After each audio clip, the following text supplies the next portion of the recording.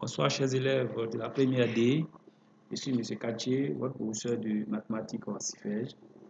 Nous allons voir le cours de trigonométrie, le chapitre 10. Nous avons déjà vu la première partie qui nous parlait de mesures d'angle orienté. Et aujourd'hui, nous allons voir grand 2, fonctions sinus, cosinus et tangente. En petit 1, cosinus, sinus et tangente d'un nombre réel. Là déjà, ceci a été fait dans le cas d'un repère d'un ligne et dans le cas d'un cercle trigonométrique du rayon 1. Vous avez déjà vu cela avec moi au départ. Bien. En petit a, on parle de définition. Dans la définition, on prend des nombres réels. Nous avions aussi alpha, qui est la mesure principale d'un angle orienté. Vous savez bien que la mesure principale d'un angle orienté est toujours comprise entre moins pi. Voilà. Donc, celui qui parle de cosinus de x parle aussi du nombre réel cosinus de alpha. Sinus de x, c'est aussi le nombre réel sinus de alpha. Tangente de x, c'est aussi nombre réel tangente alpha. Voilà. Le schéma qui est là, vu devant vous, vous détermine déjà ce que c'est que le cosinus dans le cas d'un cercle. Je vous ai aussi montré cela. On a dit que la tangente de x est ici et seulement si x est différent de pi sur 2 plus kpi.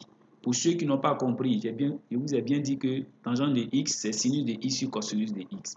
Donc, le fait que nous avions dit que cette tangente existe si et seulement si x est différent de pi sur 2 plus kpi revient à déterminer l'ancienne définition de la tangente de x. En petit b, nous parlons de propriétés. On a dit que pour tout nombre réel x et pour tout nombre entier relatif k, on a cosinus carré de x plus sinus carré de x est égal à 1. Et cosinus est compris entre moins 1 et 1. Sinus aussi est compris entre moins 1 et 1. Bon, ici, il y a une petite erreur. Là, c'est moins 1 inférieur ou égal. L'autre aussi, c'est inférieur ou égal à 1. Voilà, donc pour rectifier ça, c'est l'écriture. On a bien dit que cosinus de x plus 2 kpi est égal à cosinus de x. Sinus de x plus 2 kpi est égal à sinus de x. Tangente de x plus kpi est égal à tangente de x. De même, on dit aussi que tangente de x est égal à sinus de x sur cosinus de x. 1 sur cosinus carré de x est égal à 1 plus tangente carré de x. Voilà. En petit c, cosinus, sinus et tangente d'angle orienté associés. Vous allez voir la fiche qui se trouve juste en bas. Cette fiche se trouve dans votre livre de mathématiques. Vous pouvez la photocopier et puis coller à la partie C, ou là où j'ai écrit partie C, j'ai mis voir feuille. Voilà, cette feuille-là, vous la voyez bien. Voilà ici, tout est fait. Donc, pour ce cas, nous allons voir maintenant en petit 2, fonction sinus, cosinus et tangente. On parle de définition, on appelle la fonction cosinus, sinus et tangente les fonctions suivantes. Bien, cosinus est défini de R vers R. X, on associe cosinus de X. Sinus de R vers R. X, on associe sinus de X. Tangente R vers R. X, on associe tangente de X. Petit b, propriété. On a dit en premier tiré, la fonction cosinus et la fonction sinus sont périodiques de période 2 kpi. Voilà. Vous avez déjà vu dans la première partie, là où je vous ai donné les formules, les propriétés B, je vous ai dit que cosinus de x plus 2 kpi, le 2 kpi ici représente la période. Voilà. Et quand vous regardez, vous voyez que ça peut faire les mêmes choses, sinus et puis cosinus sont définis dans cet ensemble-là. Voilà. Donc, vous voyez très bien cela. On a dit que la fonction tangente est périodique de période pi, parce que quand on parle de fonction tangente de x plus kpi. Voilà. Donc ici, vous voyez très bien que la période de la tangente, c'est pi. La fonction cosinus est paire. C'est une fonction paire. Quand on parle de fonction paire, vous la saviez, vous la connaissiez déjà. Quand je vous ai fait le cours sur les fonctions, je vous ai dit qu'une fonction est paire si et seulement si f de moins x est égal à f de x. Donc ici, on dit que la fonction cosinus est paire car cosinus de moins x est égal à cosinus de x. Bien. La fonction sinus est impaire, c'est une fonction impaire. Une fonction impaire, c'est une fonction donc, qui est définie f de moins x est égal à moins f de x. Donc, on justifie que car sinus de moins x est égal à moins sinus de x. La fonction tangente est impaire, car pour tout x différent de pi sur 2 plus kpi. Bien. Donc, tangente de moins x est égal aussi à moins tangente de x.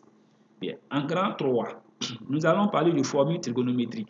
C'est cette partie que vous devez bien retenir parce que cette partie-là va vous permettre de pouvoir faire des calculs.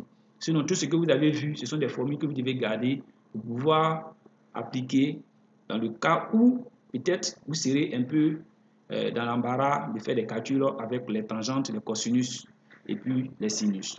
Mais cette partie de grand 3, on a bien dit formule trigonométrique. Donc, en petit 1, formule et addition. Vous devez bien retenir ces formules que vous voyez sur le schéma ici. On dit pour tout nombre réel a et b, on a cosinus de a plus b est égal à cosinus de a, cosinus de b, moins sinus de a, sinus de b. Vous devez bien connaître ces formules-là. Sinus de a plus b est égal à sinus de a, cosinus de b, plus sinus de b, cosinus de a. Cosinus de a moins b est égal à cosinus de a, cosinus de b, plus sinus de a, sinus de b. Sinus de a moins b est égal à sinus de a, cosinus de b, moins sinus de b, cosinus de b. Il y a une application qui suit. Je vous ai donné ici cosinus de x plus pi. Cosinus de x plus pi revient à utiliser la formule, la première formule. On dit cosinus de a plus b. On a bien dit que cosinus de a plus b, c'est cosinus de a, cosinus de b moins sinus de a, sinus de b. Donc, c'est cette formule que vous devez appliquer pour pouvoir faire l'application. Cosinus de x plus b est égal à cosinus de x, cosinus de pi, moins sinus de x, sinus de pi. Mais ici, nous savions que sinus de pi, c'est égal à 0. Donc, ça va annuler la seconde partie.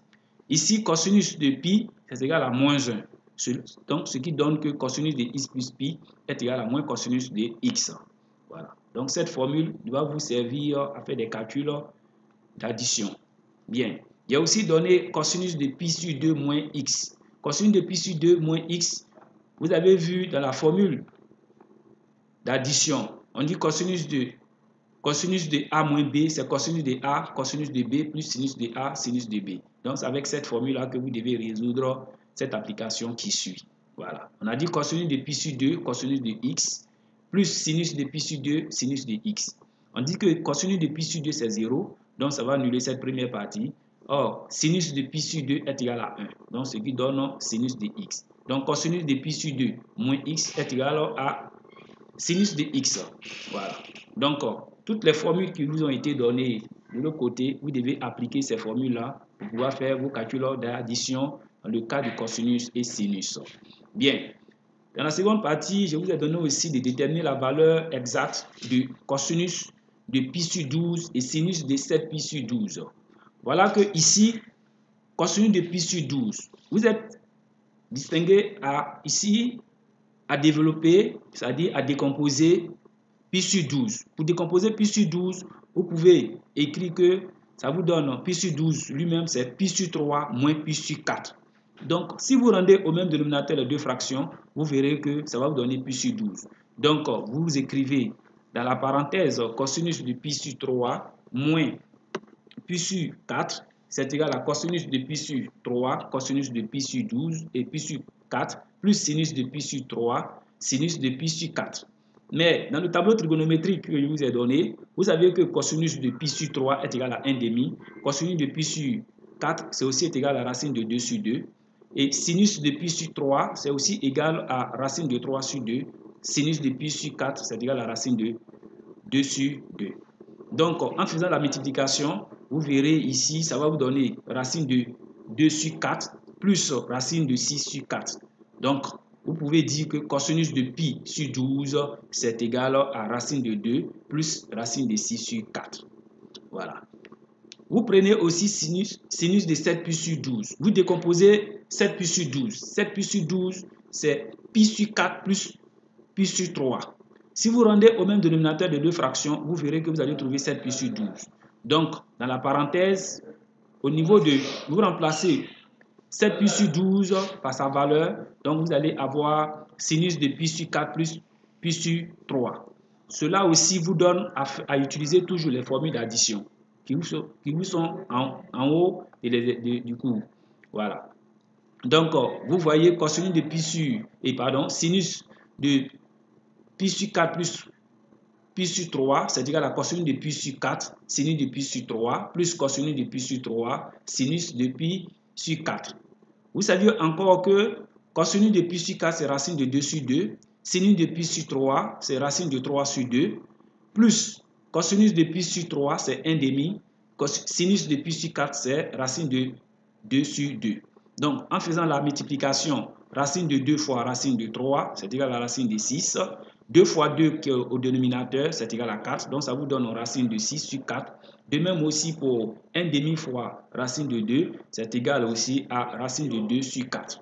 Comme les deux opérations ont le même dénominateur, donc vous pouvez écrire en un seul coup pour dire que sinus de pi sur 7, sinus de 7 pi sur 12 est égal à racine de 6 plus racine de 2 sur 4. Bien, il y a aussi en petit 2, la formule de duplication. Voilà. La formule de duplication, ce sont les formules d'addition que nous allons utiliser pour faire les formules de duplication.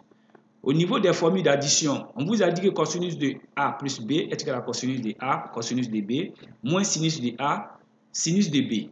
C'est tout cet ensemble-là que nous avions appelé formule et addition. Donc, on appelle formule d'addition dans le cadre de la trigonométrie. Donc, ici, dans le cas de la formule de duplication, vous allez remplacer, on dit cosinus de A plus B. On dit cosinus de A plus B, c'est égal à cosinus de A, cosinus de B, moins sinus de A, sinus de B. Mais remplaçons B par A. Si nous remplaçons B par A dans la formule d'addition qui nous a été donnée ici, vous verrez que on aura cosinus de A plus cosinus de A, cosinus entre parenthèses A plus A. Donc, cosinus entre parenthèses A plus A nous donne cosinus de A, cosinus de A encore, moins sinus de A, sinus de A encore. Donc, cosinus de A fois cosinus de A, ça vous donne cosinus carré de A. Sinus de A fois sinus de A vous donne encore sinus carré de A. Donc, vous aurez ici cosinus carré de A moins sinus carré de A. Ça, c'est une formule de duplication. Maintenant, on dit A plus A. A plus A vous donne 2A. Donc, vous aurez cosinus de 2A, c'est bien égal à cosinus carré de A moins sinus carré de A. Cette formule vous permettra de faire des exercices dans la formule de duplication. Bien. À travers la formule de duplication, on peut aussi tirer cosinus carré de A. Cosinus carré de A, c'est égal à cosinus de 2A plus sinus de sinus carré de A. Mais auparavant, dans la formule du cours, là, je vous ai donné dans la partie du grand B. Je remonte un peu pour vous montrer cela. Je vous ai dit que cosinus carré de x plus sinus carré de x est égal à 1. Bien.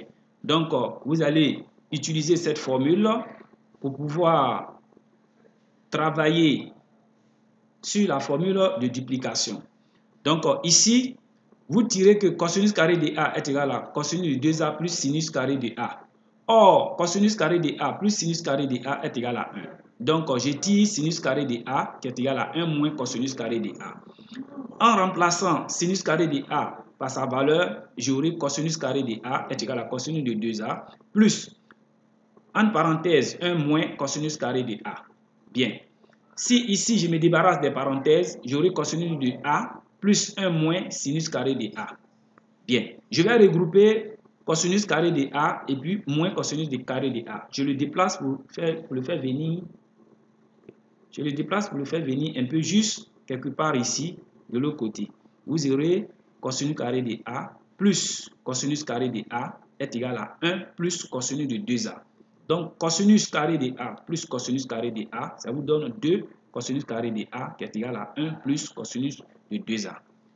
Donc, pour déterminer cosinus carré de A, ça vous donne 1 plus cosinus de 2A sur 2. Cette formule, vous devez bien la garder aussi. Vous verrez encore sinus de A plus B, c'est égal à sinus de A, cosinus de B, plus sinus de B, cosinus de A. Vous remplacez B encore par sa valeur dans cette même formule. Vous verrez, vous allez trouver sinus A plus A, qui est égal à sinus de A, cosinus de A, plus sinus de A, cosinus de A. Sinus de A, cosinus de A, vous donne ici, les deux sont même chose, donc c'est comme si vous allez les additionner. Vous allez avoir 2 sinus de A, cosinus de A. Donc, A plus A vous donne 2A. Donc, ça vous donne sinus de 2A est égal à 2 sinus de A, cosinus de A. Bien. Nous revenons toujours dans la formule de duplication, là où nous avions écrit que cosinus de 2A est égal à cosinus carré de A moins sinus carré de A. Nous allons tirer aussi sinus carré de A. Donc, comme ici, il y a un moins ici, donc c'est comme si j'aurais moins sinus carré de A, c'est égal, lui, il passe de l'autre côté. Ça vous donne cosinus de 2A est égal à cosinus de A moins cosinus de 2A. Donc, en remplaçant par sa valeur, vous allez trouver que ici, vous avez bien dit que cosinus carré de A aussi, c'est égal à 1 moins sinus carré de A moins cosinus de 2A. Vous remplacez cosinus carré de A par sa valeur dans la formule que vous aviez ici. Vous allez avoir sinus aussi, vous allez les regrouper. Vous faites partie, vous regroupez sinus et puis sinus. Quand vous déplacez ce sinus qui est là, qui est à un signe négatif, en venant, il devient plus. Donc, vous aurez sinus carré de A plus sinus carré de A est égal à 1 moins cosinus de 2A. Donc, sinus carré de A plus sinus carré de A vous donne 2 sinus carré de A qui est égal à 1 moins cosinus de 2A. Donc, c'est le sinus que je veux, sinus carré de A. Mais il a un coefficient qui est 2. Donc, ce coefficient vient directement en bas de l'égalité qui est là. Donc, ça vous donne cosinus carré de A est égal à 1 moins cosinus de 2A sur 2. Bien. Donc, ce sont ces formules que vous deviez retenir parce que lorsque vous allez faire des exercices dans le cas de la duplication et dans le cas de l'addition, vous deviez avoir ces formules-là pour pouvoir jongler cosinus et sinus. Bien. En grand 4, nous avons parlé de résolution d'équations trigonométriques. Ça aussi, c'est un cours qui est très important pour vous. Voilà. Dans la partie grand 4, vous devez très bien regarder ces formules-là. Résolution d'équations trigonométriques.